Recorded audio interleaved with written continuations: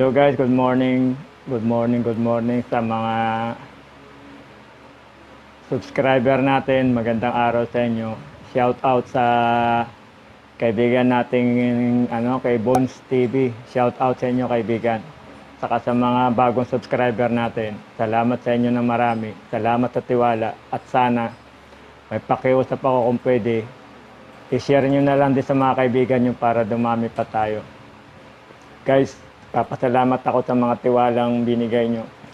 Lalo na doon sa unang-unang naging subscriber ko. Sa mga sumunod, salamat sa inyo. Sana magsama-sama pa tayo ng mahabang panahon. Salamat sa mga pagtitiwala nyo. At ngayon guys, may gagawin ako amplifier. Concert 302.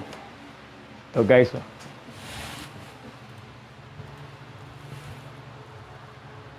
ay nakasagad na yung volume, walang audio, wala siyang sound, power lang guys. Ito yung model nya.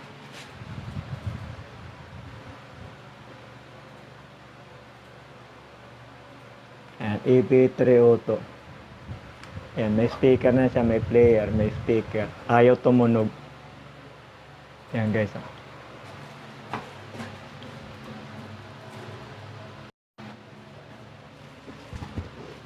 So guys, nakaselyado pa. Ngayon pa lang mabubuksan natin. Ayan. Amplifier 302. Ayan. Problema niya lang, may power pero walang audio, walang sounds. Tara, buksan natin. Samahan nyo ako, bubuksan natin. So, ngayon pa lang mapupunit yung ano niya.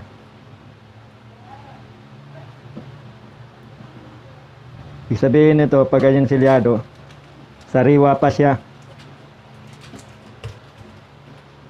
Wala pang gumagalaw. Ako pa lang.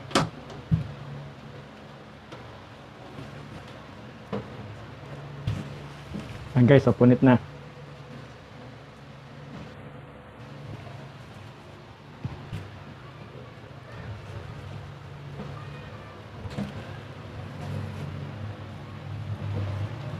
Pero matagal na rin to ampli na to, 302. Sobrang tagal na rin.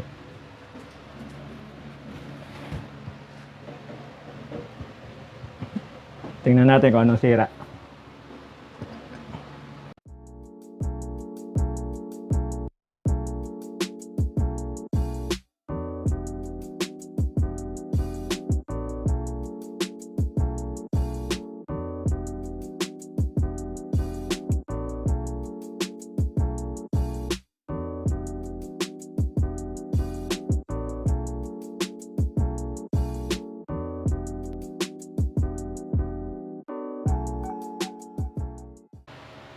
So guys, napakadumi.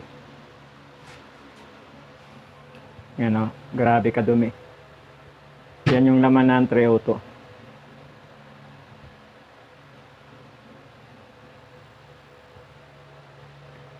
Ngayon lang kasi nabuksan to eh. Wala nung binili. Yan.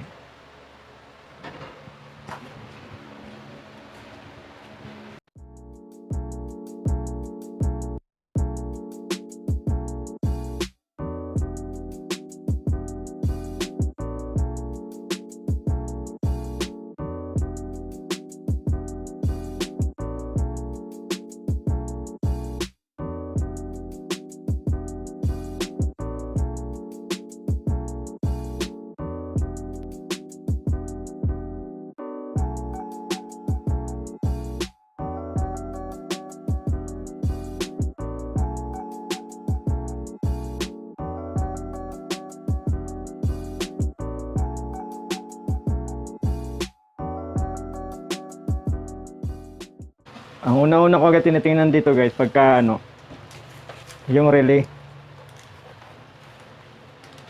Yung relay kung nagko-contact yung relay.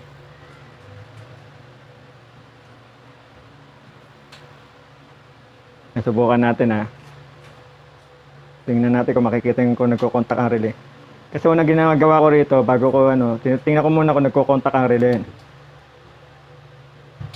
Ayan, nag-contact yung relay guys, oh. Ibig sabihin, walang shortage sa power supply, sa main amplifier niya.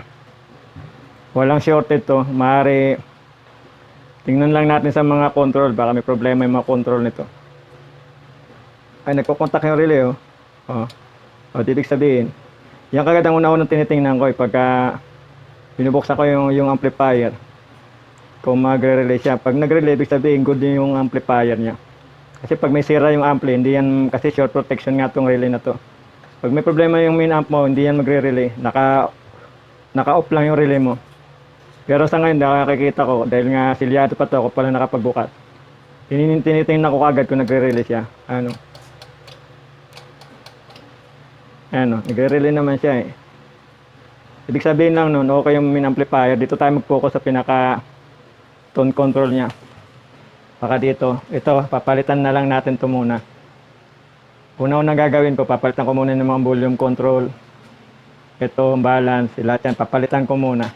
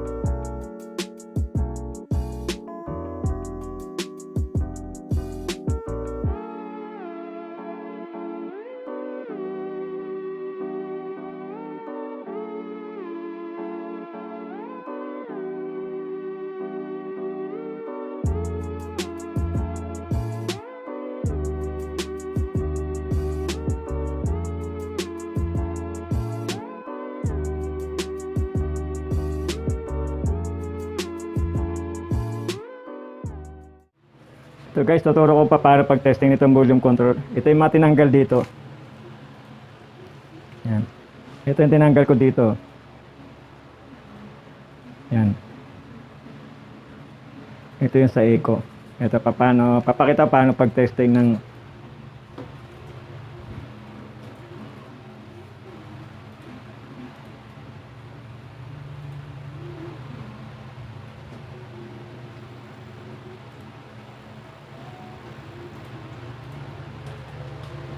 naka-range tayo sa times 1K. Purado na din nakikita. Times 1K yan no? Times 1K. Kasi itong volume control natin 50K. Kita ba? Saan ba? 50K guys. Ngayon, Tingnan natin kung gagana. Kailangan ano mo muna, i-short mo yung test rod mo, tapos adjust mo yung ano,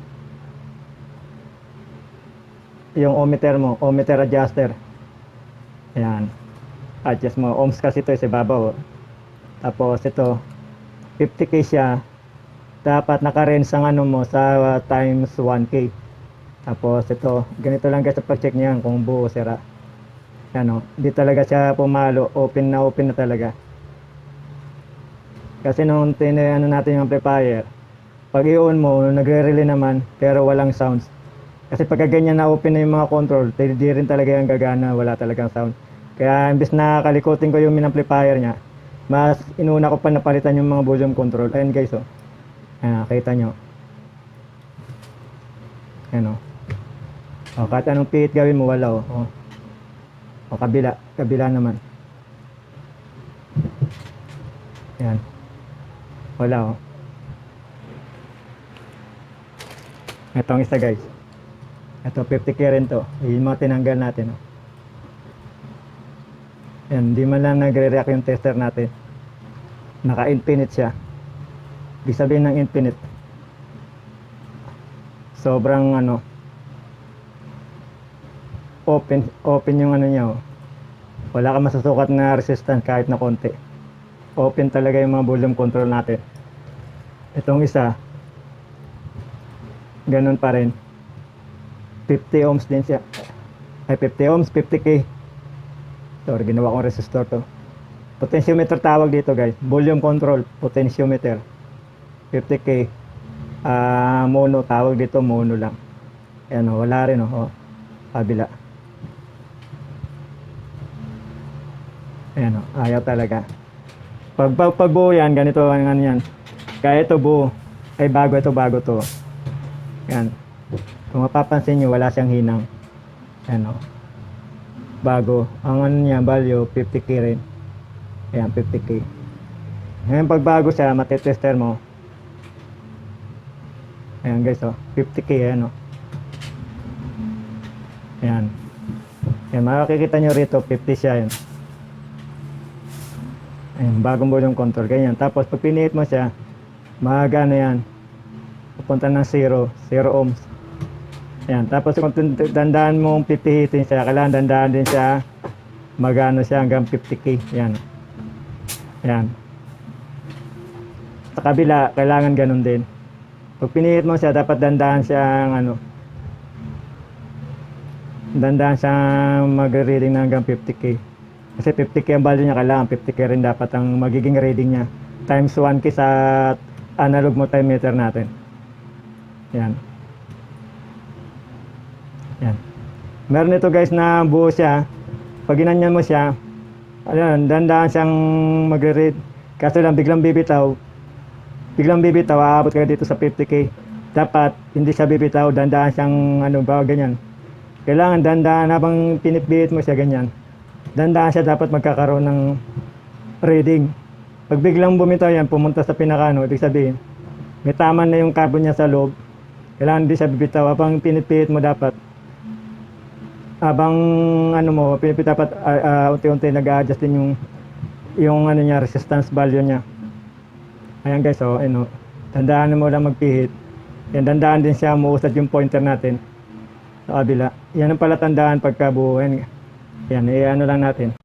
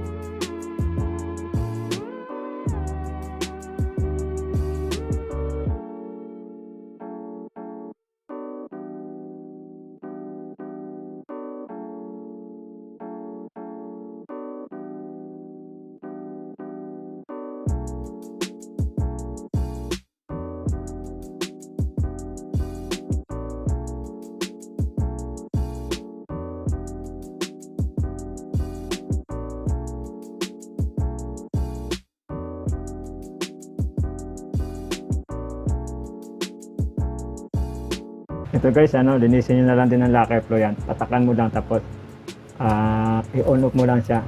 Lacquer flow lang din, linisan mo.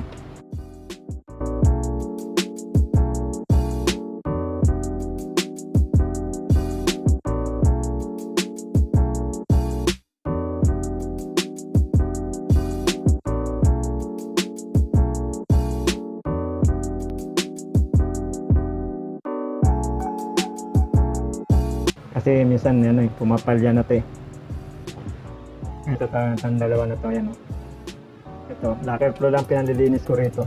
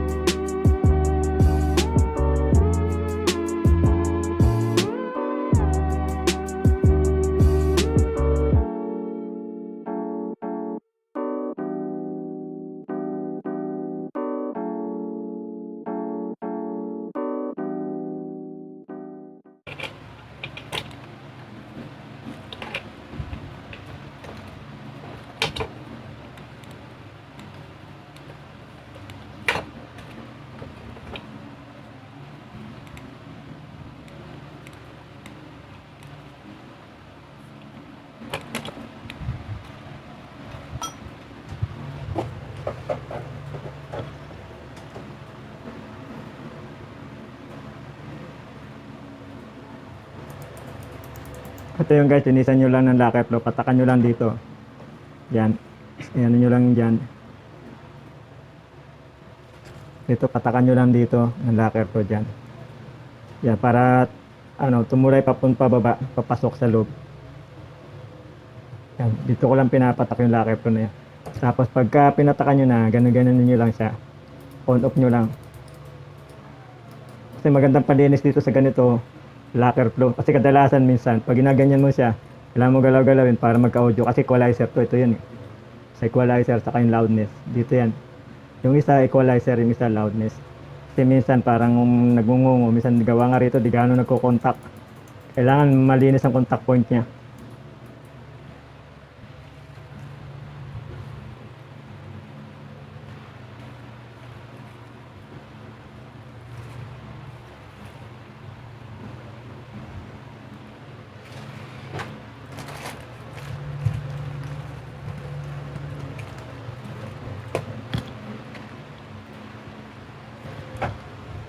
So guys, testingin natin yung matinanggal natin volume control. Tanggalin natin, naka times 1K tayo. Naka times 1K kasi sunod nito 10K. Naka burado lang pero 1K yan.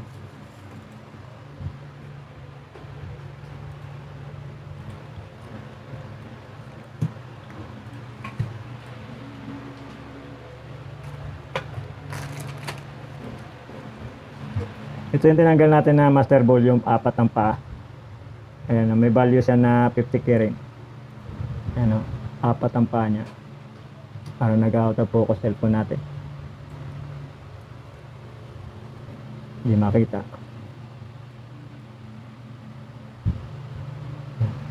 Tingnan natin kung sira. Basta ganun nyo lang gawin nyo guys. Pag sira, palitan nyo pagbuo, pwede nyo naman ibalik. Tingnan nyo na lang yung reaction ng tester natin. Ganyan lang siya, talagang nagloloko na. Talagang na siya. Totally sira-sira na talaga, no. Yung kabilang channel wala. Ayan, ganyan lang siya, Yung kabila, subukan natin.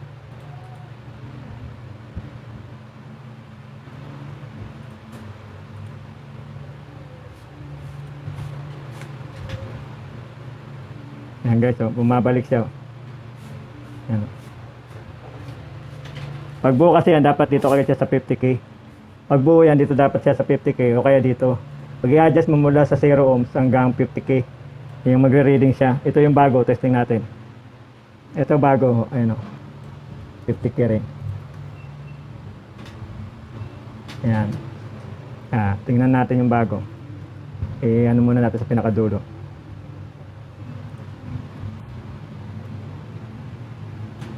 Ayan, di ba? Zero. Ngayon, pag in-adjust mo unti-unti yan, ano yung magre-reading kung ilan yung value ng volume control, siya yung magre-reading ba 50K.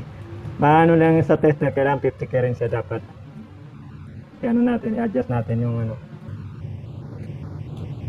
Ayan. Ayan guys, Kailangan dandaan siyang uusad. Yan, naka-zero na siya. Pag mo siya, dandahan siyang tataas. Pag bumigla yung taas, biglang taas yan, ibig sabihin, pumapalya na rin yung volume control mo, yung kabila, isang channel. Yung kabila, yan, ganyan Habang pinipihit mo siya, dandahan naman siya tumataas yung resistance niya. Yan, ibig sabihin, yan ang good. Yung kanina talagang totally sira na talaga. Yan Yan.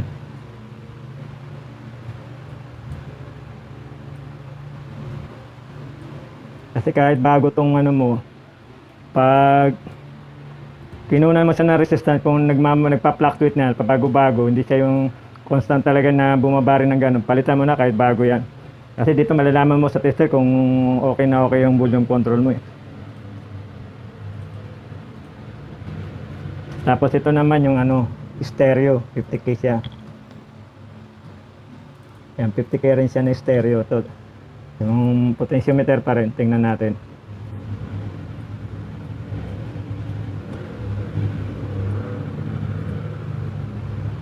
Wala talaga guys, bumabalik talaga, sira talaga tingnan mo, hanggang ganyan lang palo niya,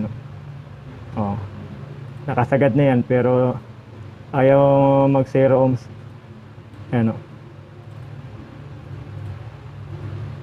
Kaya ako pinalitan kagad diretso na sa volume kasi nga gumagana naman yung relay niya, nagre-relay. Yun talaga pala tandaan ko agad. Pag nag-relay, ibig sabihin, okay yung pinaka-main amplifier niya. Maaari sa mga control lang, mga volume control lang ang problema niya. Ayun. Itong isa, testing natin. Ganon din. Halos lahat sira. Ayun Tara, kailangan na natin palitan na ng bago.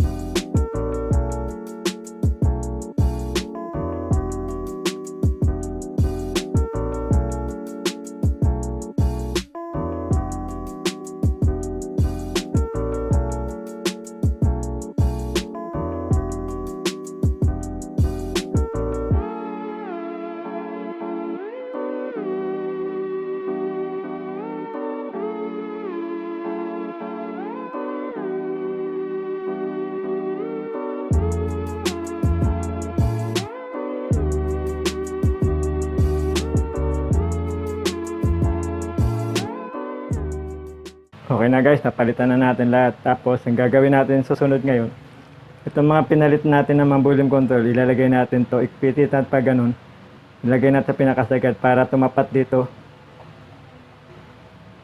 Yan. Ipitin natin isa-isa.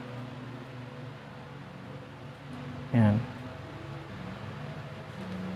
Para tumapat dito pag nilagay natin yung knob. Ganito yung guys, oh. Ito kasi may marking yan, yun, marking na yan. Yan. Para dito yan. Para pag tinapat mo yung ano, itong knob.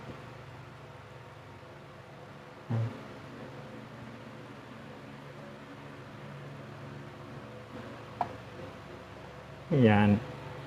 Papansin niyo yung marking na yun, guys, yung guhit na yan. Pag pinihit mo yan, yung saktong-sakto siya rito, tatapat din dito. Ano? Saktong-sakto siya dapat. Ayan. Kaya binababa natin to para yung pinakasagad niya. Para pag pinihit mo siya ng ganun, sabay nitong knob na to. Ganyan, pag pinihit mo siya ng ganyan, yung sakto-sakto yung muling ikot niya dito tatapat. Yung sa gumiguhit na yan. Yan, ganyan, no? Yan.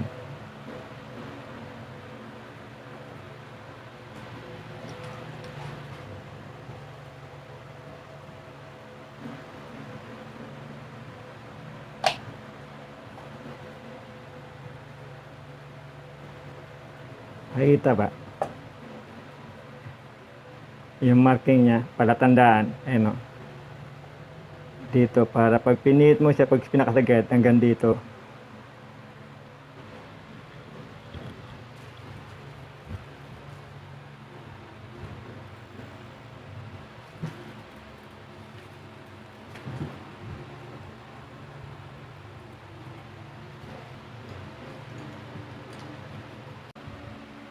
Kailangan linisin to guys, oh. Napakadumi. Kapal-kapalan ng ano. Saka hindi natin natablan ng ground. Kasi yung labas ito ground.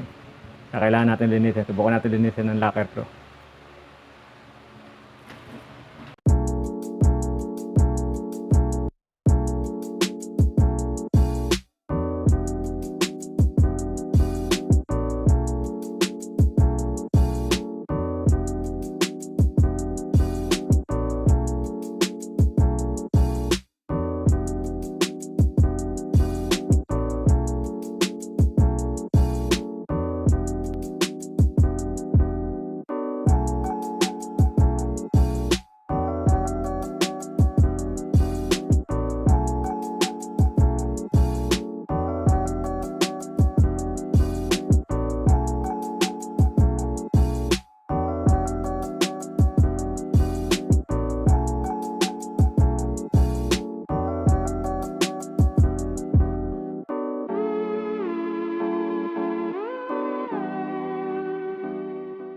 Okay, so, lumalinis na. Nililinisan natin kahit paano, no? Kanina, umidong-umido. Yan, lacquer flow lang, guys, oh. Talaga matapang yung lacquer flow. Yan, pumuti ka agad, oh.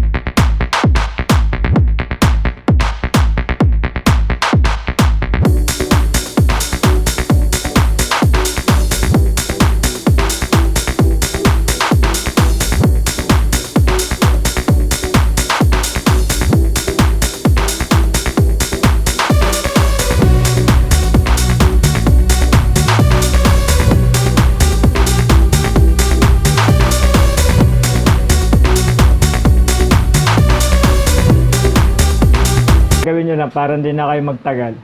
Total, ma-analyze nyo naman kung ilang taon na yung amplifier nyo. Alam ko pag mga ganun katatagal na, sira-sira ng volume control. Unahin nyo na muna magpalit ng volume control. Total naman, pag napalitan na yung volume control, dito na kayo mag-focus sa main amplifier kung saan pa. Kasi nagpalit ako ng volume control guys, hindi pa rin gumana eh. Hindi pa rin siya gumana. Kasi nakita ko yung mga input niya sa ano niya, saksakan ng mga jack, umido na. Yung dito, pakita ko lang. Ito to. Ito to, nag-umido na. Nilinis ko ng lacquer flow. Ayan o. Ngayon kasi medyo malinis na eh. Ayan guys, so ito to, nag-umido na yan eh. Yan. Yung salpakan ng jack. Yan. Ibig sabihin, yung ground niya hindi na gumagana. Nilinis ko lang siya ngayon. Yun, nung inano ko, tumugtog na siya, gumana na siya. So, makikita niya, no, di ko na nga ginalaw yung amplifier niya. Lilinisan ko na lang yan. Baga, may blower kasi ako sa siya, pinoblower ko na lang yan para maging malinis. Pero ano ko lang dito, di ko na ginalaw to. Ngayon, nag-focus na lang ako sa mga volume control o potentiometer man. Yan lang guys, check upin nyo lang maigi. Kasi kung hindi ka sanay talaga sa ganito,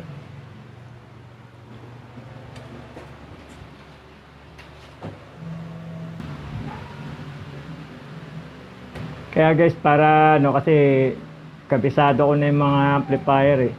Kaya pag kasi lalo na pag sa shop maraming sunod-sunod ng papagawa, lalo nagmaapuraan na.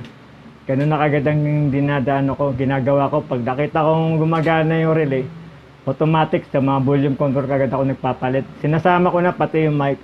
Kasi minsan may pagkakataon total Bob. Ano mo na rin lang, papaklasin mo, tatanggalin mo na rin lang isa-isa. Dinadamay ko na yung mic niya.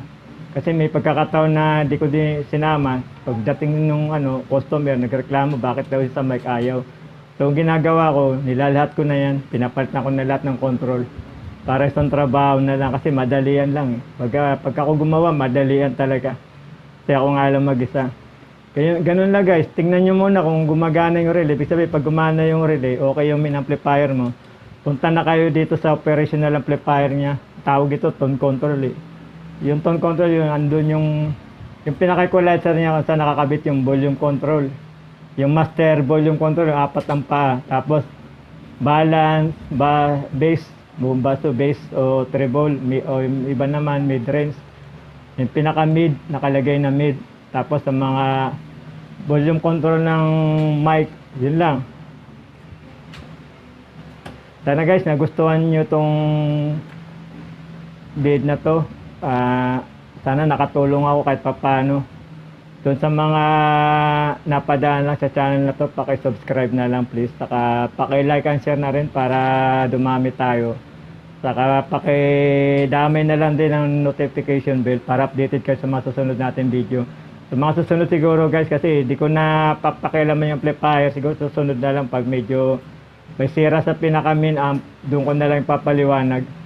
Kasi matrabaho, babaklasin pa natin yung mga tornilyo, daming tornilyo. Sa mga susunod na lang natin vlog, doon ko na lang papaliwanag isa-isa mula sa transformer, power supply, hanggang sa pinaka-main amplifier. Thank you guys, salamat, maraming salamat.